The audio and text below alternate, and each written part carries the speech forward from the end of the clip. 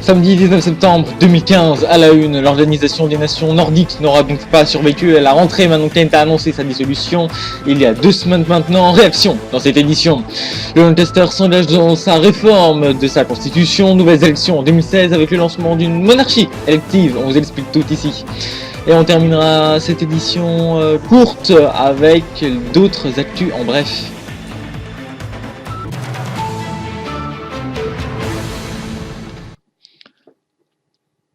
L'ONN c'est fini, a annoncé Manon Kent il y a 2 semaines. Elle a réagi sur notre antenne en exclusivité, je cite, « Cette union ne peut continuer, le duo Lancaster-Loltitien était le moteur de la construction nordique. Le Lancaster s'est retiré du fait des tensions incessantes avec l'Oxy-Life. Le Revada ne s'implique guère dans la construction nordique et l'Oxy-Life est source de tensions au sein de l'ONN. Nous ne pouvons plus continuer comme ça. Cette union n'a plus d'avenir, elle est devenue un véritable boulet pour nos pays. » Nous avons donc conclu que l'ONN serait dissoute. Vous l'avez donc compris, cette dissolution aurait été validée par les pays membres, même si d'après nos informations, seul l'Oxy-Life s'y serait opposé. Côté économie, tous les accords signés avec l'ONN sont annulés, les entreprises transnationales sont renationalisées, la plupart des projets arrêtés, même si ceux déjà en route comme les Maljev devraient continuer jusqu'à leur terme.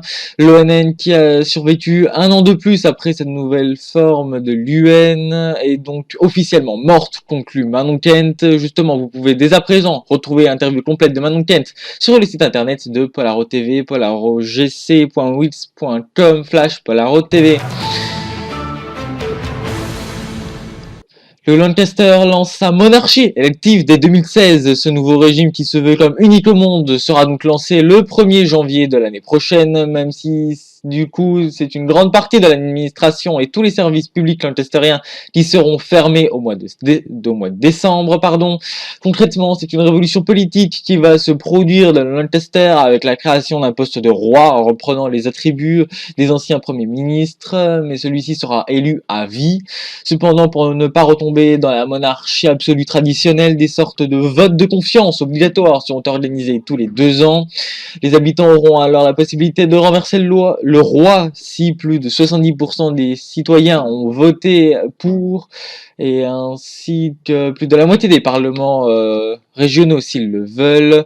Il y aura également plus que 3 ministères, chacun gouverné par des conseils de province. Au Polaro, la droite a produit des réformes structurelles indispensables. Des élections seront donc organisées début de l'année prochaine. Enfin, l'actu en bref avec la commission philicienne au sport qui a publié la 2e partie de sa réforme avec le lancement du cyclisme, du tennis, mais aussi des championnats philiciens de natation et d'athlétisme. Les 4 dernières disciplines de cette réforme devraient être développées dans les prochaines semaines. Nouvelle match de Gals 2016 pour les JO et le comité international olympique qui en profite pour rappeler qu'il ne reste plus que 3 semaines aux villes candidates pour boucler leur candidature. Ted et Nico sont elles aussi dans la course qui s'annonce donc très serrée pour accueillir les Jeux Olympiques de l'été 2016. Dolly semble elle plutôt en difficulté face aux autres candidatures, même si rien n'est encore joué. Lancaster et Aesun ont retiré leur candidature. City Skylines de nuit, c'est désormais possible grâce à la sortie du DLC After Dark. On notera également l'ajout de détails au niveau de la criminalité ou encore des loisirs. Et enfin, l'actu des modes avec le monorail d'Altaris qui a été adapté pour Cities XL. On a noté également la sortie du dernier mode de Drafted Design, animation peuplable.